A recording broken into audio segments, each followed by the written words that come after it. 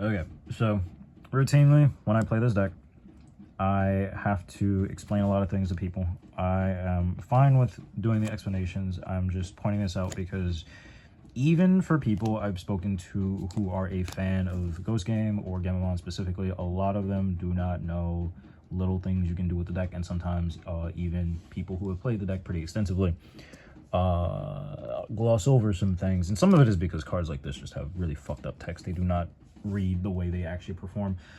But to start off with, this is what I'm doing. Previously I was doing 3-3 because I really wanted to see both. I kind of hate this card. I don't really like it, but it's really useful. There are situations you'll get in where you want to slot a card either to trigger this or just because you need a certain inheritable under something, and that's one of the easiest ways to do it without having to digivolve. So it's really important. It gives you more memory, it draws you cards. You want to dig through your deck, so that's good. This card is broken as hell, but the thing about this, if you've ever seen me say something about how sometimes people crack memory boosts to play down a boost just to choke the opponent, but that's a stupid thing to do, I want to say the same thing here. It's a little different because this isn't a boost, but how do I put this?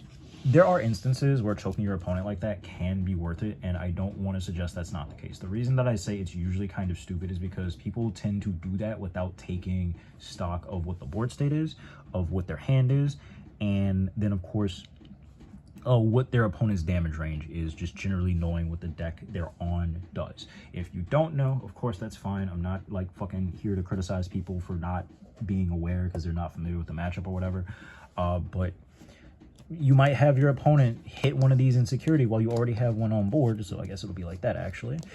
And the immediate thought might be, oh, okay, I should resolve this right now, especially if the BT21 Ghouls comes out of security and it can digivolve for free. Maybe like, that's good value, right? Might not be. Might be worth not doing that and just holding these for your turn to do something potentially stronger. This card is effectively like 2 memory per copy, right? So you get 2 out, that's 4. Get 3 out, that's 6. But don't get too caught up in the value because you might end up making some whack plays. As for the rest of the deck, I'm on 2, 4, 1, 1. Those are texts. This could be another copy of this, but yeah. So Gamma has a lot of different stuff it can do with level 5s. To this end, I have most of my stuff in this binder, just not everything. So with 5s, you got this one, the black one, Zanmetsu, is devolved, the yellow one is DP minus. I have the blue and green one, but they are on the opposite end of my room in a different box. I don't know why I did that. But they have, I think, the blue one actually has a good effect. It's just that it rarely comes up. This card, I believe, can be used by the new tamer that got revealed, so this might have some use in the future. This is specifically usually useful with the Regulus from EX10 because you can go into it, swing once, end of turn, swing again, and it'll do 4 checks. So, you know, but I also don't think this is a card that you would really run in your deck, generally speaking. This is probably the worst hero, surprisingly. This one I want to talk about briefly. So this thing has the ability to taunt your opponent for some reason while giving it collision, meaning they're going to swing into this. So you'll very likely have a retaliation Ghoulis under this some way, shape, or form. And then they not only would get deleted by that, but you get to float out into a Canal Ice or whatever relevant level 4. So there's a build that it kind of focuses on using this as a way to grind the game out. And what else you run really still depends, because you kind of just want to tweak your build to whatever your preferences are. Normally, in my 2 flex slots, I run 2 copies of this, and part of the reason for that is because it's one of the only ways to get Pokemon back on field. So, yeah, talking about Pokemon. Pokemon is a Dominion effect. If you don't know what a Dominion effect is, it is one of the best protection types in the game, because it protects an entire board. If you were to try to do something like an X program to just delete my shit and I have this on board, I can just pop this guy. And this is one of the reasons I really like this card. Bless you. Yes. This is one of the reasons I really like this card, because it has this when digivolving when attacking, you can repeatedly do this. Trash a card with Gammon is texting your hand, so you can get trash set up for anything that cares about that, including Regulus or just one of the level 3s.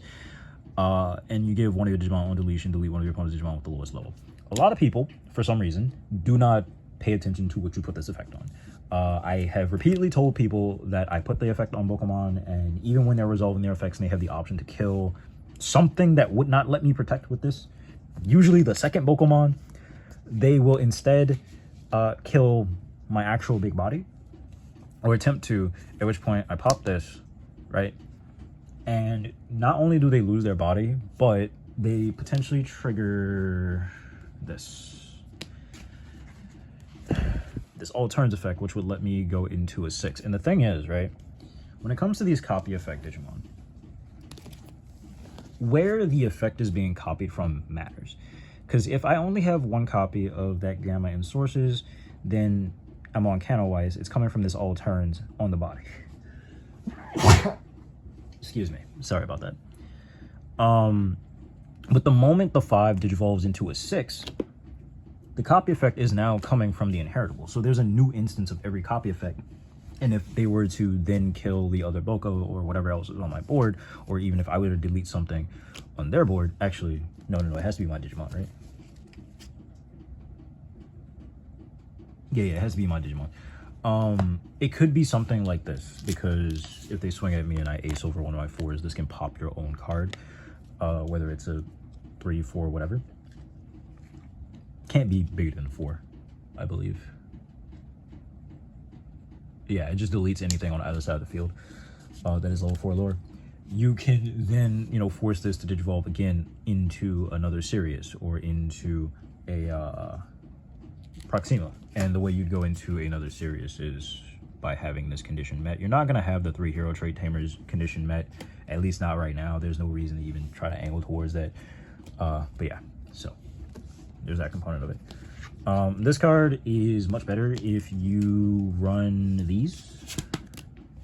I kind of don't like running 4 of them, but usually I guess I'll just show you. My 4s are this, usually 2 of this, and then these 2 tend to be either this or this guy.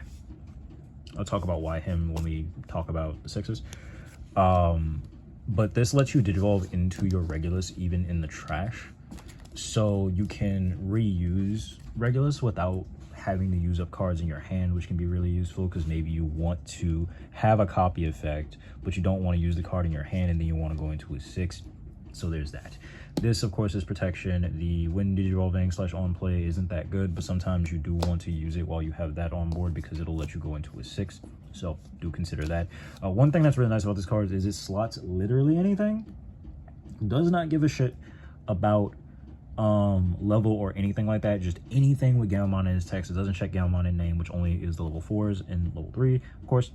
So that is nice. There's a lot you can do with this, thankfully, because the new Sirius leverages really heavily off of this card, so that can be a reason to run 4 copies of this, maybe. Again, it depends on your preferences. Weirdest thing about this deck is the fact that I am running one of the level 3s I am. So we got this, and here's the weirdo. The weirdo is because this deck can do something other decks can't. You digivolve this in Raising, right? So you're looking like this, motherfucker.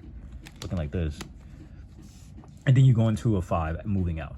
The 5 copies the effect on itself. So you get to play out a Tamer, draw a card off of this.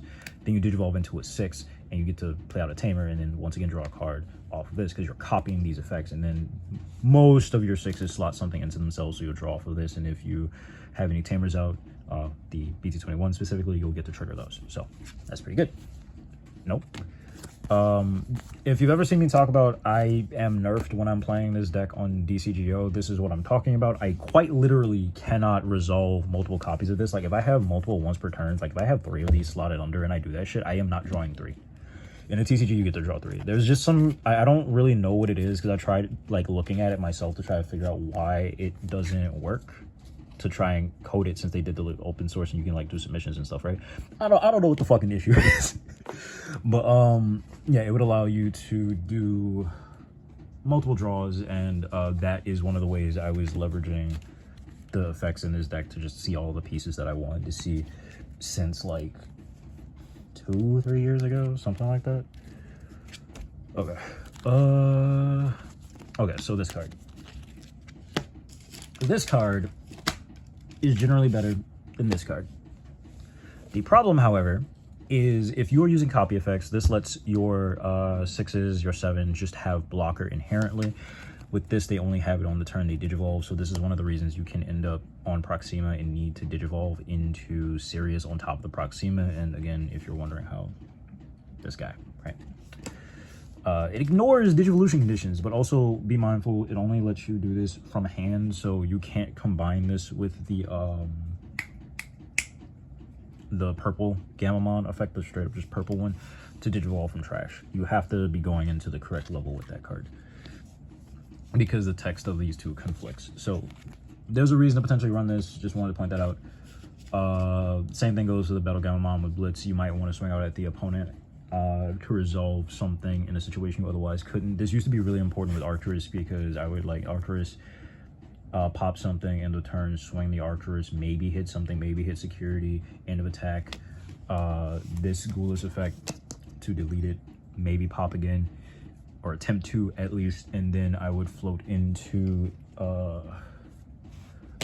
Proxima.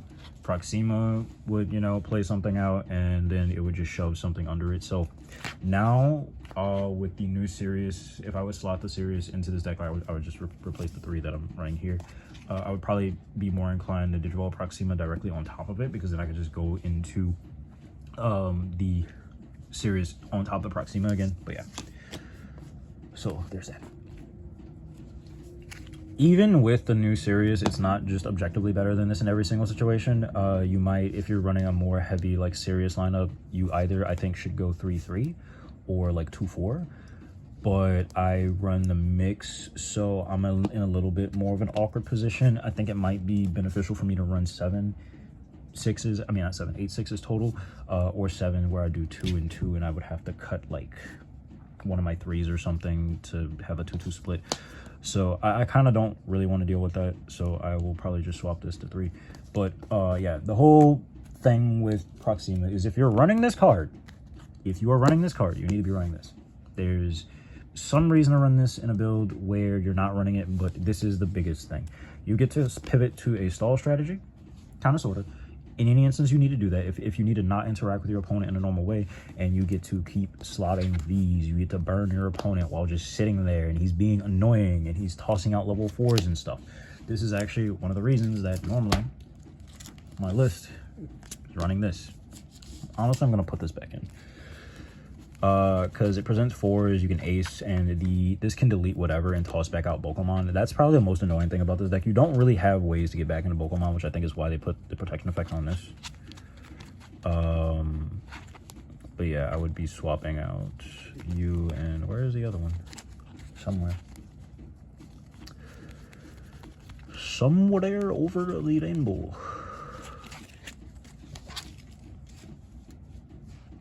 I guess it's here. Yeah. But yeah, I don't really get people looking at this card like, oh yeah, it's just a funny card or whatever. If you're not building for it, yes, no shit, you're not gonna be getting a lot of mileage out of it. But if you are building for it, I don't have to go into it every game by any means. That's not the intent. It's here for when I need it. It's here for when it's a beneficial thing to do. It's here because sometimes passing turn and then leaving this thing suspended is fucking stupid. So I'll just kill it, float into this, do whatever. Sometimes I'm pitching them early so that I can play it, well, not play it, but digivolve into it off of this on my opponent's turn, forcing interactions and stuff. So yeah, just do whatever makes sense to you.